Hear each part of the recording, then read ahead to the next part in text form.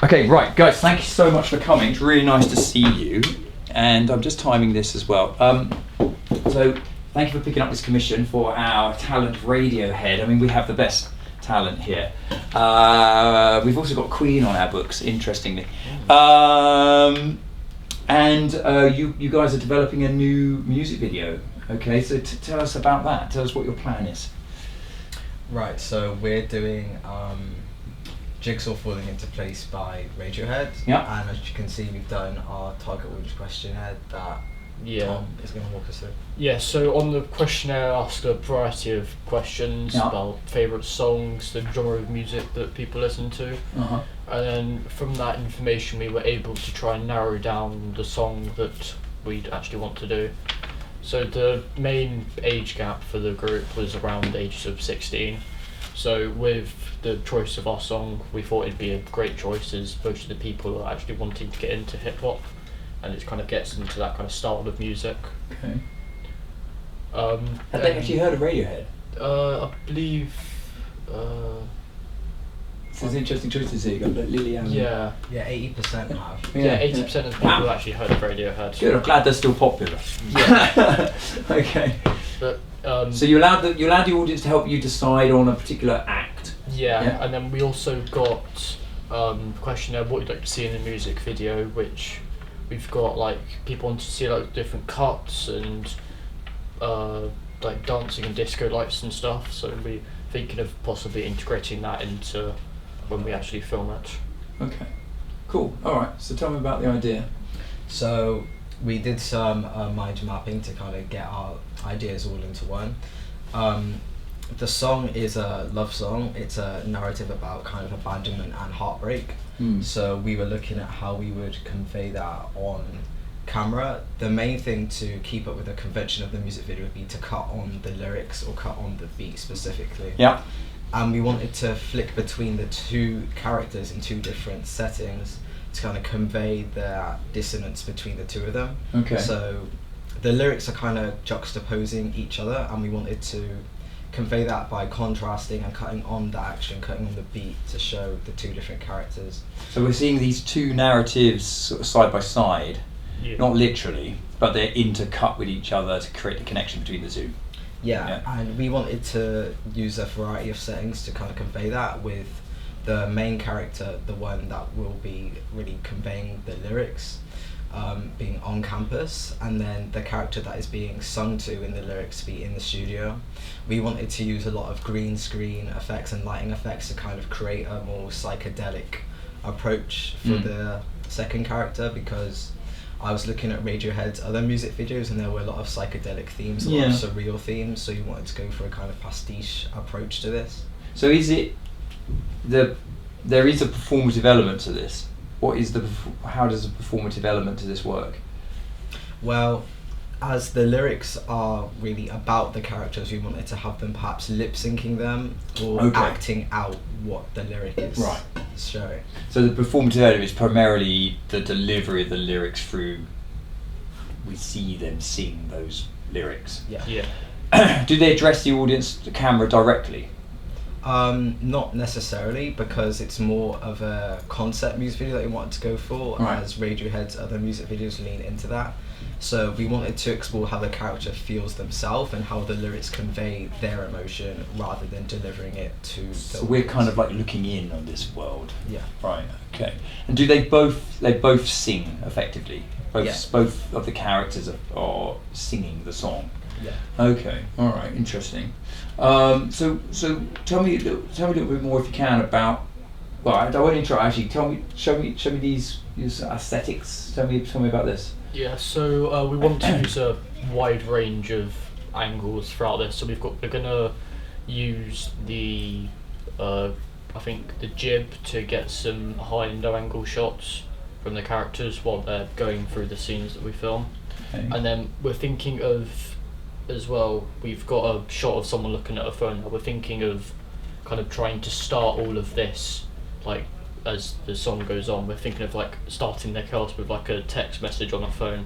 Right. We'll get a nice over shoulder shot there, and then we're thinking of doing lots of kind of like warm colours. So kind of like probably a bit of a filter over some of them to kind of show like the chaos and franticness of it.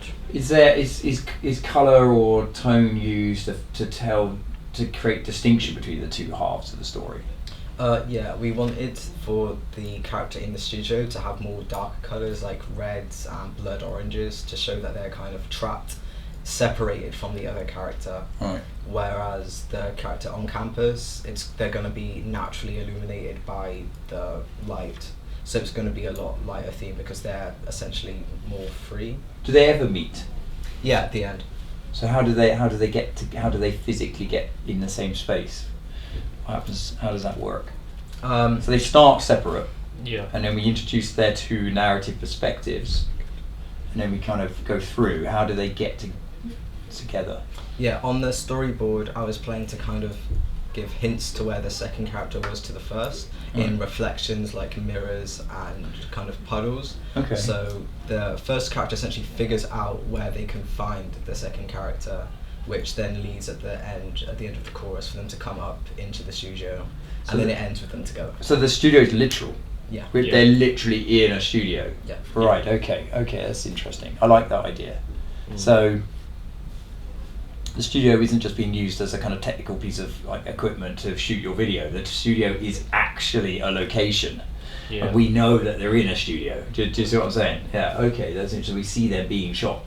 Mm. We see the studio as a studio. Is that right? Yeah. So they get into the same space. Okay. Cool. Okay. Anything else about the aesthetics? What's kind of going on? Were you thinking of using some kind of like use of speed, i.e. slow motion, or?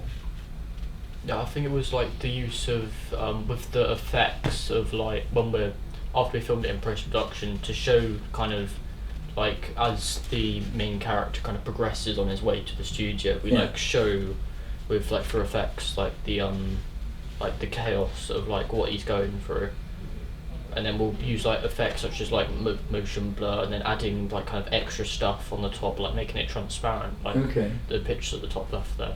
Like I've just added random things in to kind of show like the amount of randomness that the guy's actually thinking of. Okay, cool. What's coming up next? Probably need to click it from there because it's not working. Lyric interpretation. With this, I just gathered kind of the foothold for where the story would go. I analysed that there were two characters, the theme of the song being a love song, and I was mainly paying attention to all of the imagery, like the walls are bending shape and they've got a Cheshire cat grin. It's all very psychedelic and surreal. So I really wanted to create a theme of confusion in the production. Which is why we mainly want to use the lighting and the green screen for the second character to kind of show that they are emotionally in a very distorted reality and show that visually. And is there only two characters in this? There's two main characters, but then we found out from later on in our from the focus group that we're going to have other characters that kind of meet the male character on his like journey, kind of like checking to make sure he's okay and stuff. But there's two principal characters. Yeah. Okay. Do we have any, in terms of logistics, do we have them arranged yet? Do we know who they are? Well, that was for Jack and he's not here today. Okay. But I have contacted him and I have told him, would you be able to sort us two actors before we come back? And he said, yeah, he could definitely do Okay. that. I mean, I appreciate that you've given Jack that task, but I mean, obviously we can't push ahead with the video without people. So I imagine that's going to be one of our main priorities.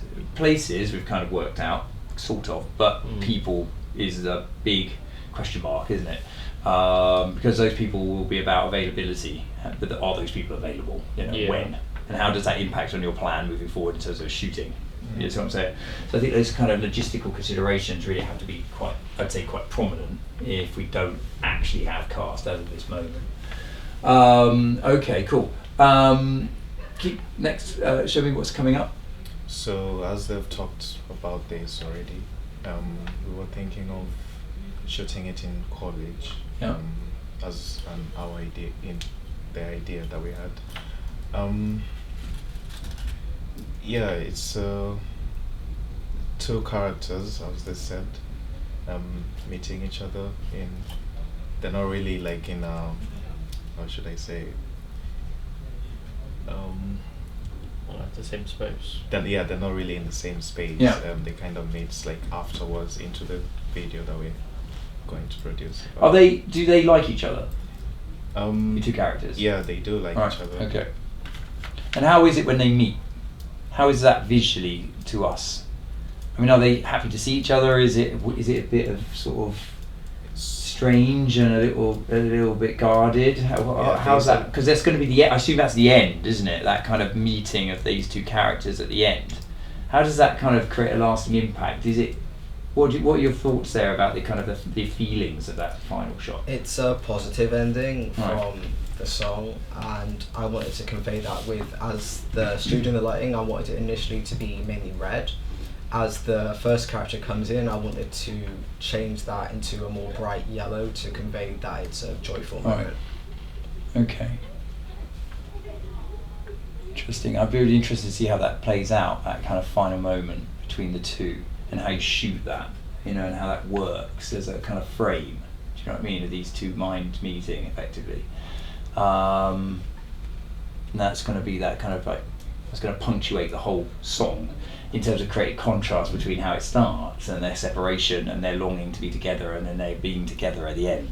Do you know what I'm saying? Yeah. I think that creates a nice journey, emotional journey as well for the audience to invest in this process of them trying to get together, so we have payoff at the end. How has any of this been informed by feedback from focus groups? Tell me about that. Tell me kind of what you learnt from the focus group. So we find out that there are two characters that would be needed in the film. Yeah. And we obviously need more characters, but they're not like going to be main into the story really. Okay. But they're just gonna be there for well, there's a bit of it where like they're gonna check up on the main character about him or her meeting what's it called, the other character who they fall in love with. And So these are things that you were told in a focus group. These are bits of information that we got from the other people in the focus group asking us questions, and these are the stuff that we were able to figure out that we forgot to add. Right. Okay. So is this about representation? Is this about having kind of a diverse representation within the video? Right. Yeah, because only one of the characters is specified to be a woman. Right. We found it wouldn't really matter what the other one is, whether that's a woman, a man, whether they're white or not. Yeah. If anything, if they were not male, it would really help for positive representation of more queer relationships. Okay. Should be able to finish the project on time, hoping that no huge complications arise. But surely that's not something that you were told by your. Well, they asked us, like, do you think that you'll be able to Oh, right, kind okay. of catch up and make sure that everything's done by the deadline for it, and we believe that we'll be able to make it. Because that is something I've been asking every commissioning team coming in, is about logistics, in terms of how realistic this is to achieve. I mean, I think locations aren't too bad because obviously you have access to a lot of spaces. You know what I'm saying? So Yeah. I think I am worried about people, because and you're not the only group, because there's others that said, oh no, we've got this big cast. It's like, well, where are these people right now? Who are they, and are they on board? So I think cast is going to be a thing. Is this because obviously a lot of this is green screen, so the stuff in the background, is that imagery? Is that video? What is this stuff in the background of the green? You said you're using green, didn't you? Yeah. Yeah. So what is this kind of? What is it? What is the stuff in the back? How does that work? I think it was, we were gonna kind of, while we have the actor kind of in front of the green screen, like doing acting and then mouthing to the lyrics, I think we plan on like adding kind of, not like complete images, but kind of to show a haze, like a kind of transparency of like images maybe like going across the background. Oh, so they're sort of moving, sort of animated. I don't want to use that word. Yeah. But you know what I mean. Yeah. They're kind of like, it's not anything specific, but what we have is like colour and tone and shape and the sense of movement. Yeah. How close or wide are these shots in terms of the green shots? Or is it like consistent? Is it like a locked off shot? I feel like we'll be taking it in different like angles in Okay. the video. Obviously, you can't go too. Yeah. You can't go too that wide. far back. But sometimes you can create interesting contrasts between things, i.e., use of shot, i.e., the person that's out there, the person that's trying to get to here has a sense of freedom. Do you know what I mean? A sense of movement. They're the one on the journey, whereas the one that's in here is trapped. In a sort of metaphorical way. Do you know what I'm saying? So actually, you can use shot quite effectively, or even angle, quite effectively to kind of tell that story, so that when they finally meet, that the reality of the person that's in the studio kind of opens up. Do you see what I mean? It kind of becomes freer because of their involvement with. They're in the same space, so now they are freer because they're in the studio. See what I'm saying? Yeah. So actually, don't be afraid to kind of explore that maybe as a concept. This idea of the person that's here is trapped, and that this frame doesn't really change too much, And actually, if you just go back to your mood boards, it kind of plays on. Keep going. Where's the mood board. oh, sorry, it's not that one. But that idea of a box, somewhere I can't remember where you saw it, but this idea of kind of being trapped in this box. Do you know what I'm saying? And actually, that could work quite nicely because also then that if you go relatively close up, that limits what we'll see in the background. We won't have to see too much of the reality that's behind the person, and you could keep it very sort of just symbolic, use of colour or tone, to create that sort of symbolic feeling connected to the emotions of the song, and the lyrics. Something to consider. Okay, is there anything beyond this slide? Let's get some storyboards. This was just a storyboarding draft that I did with a focus on kind of shots. Yeah. This is the intro, the first verse, and the beginning of the second verse. Okay, it'd be interesting to see how that develops over time. Is there anything else after your storyboards here? Because we are running out of time now. I believe that's it. Is that the end there? Yeah. Okay. All right, cool. All right, we'll stop there.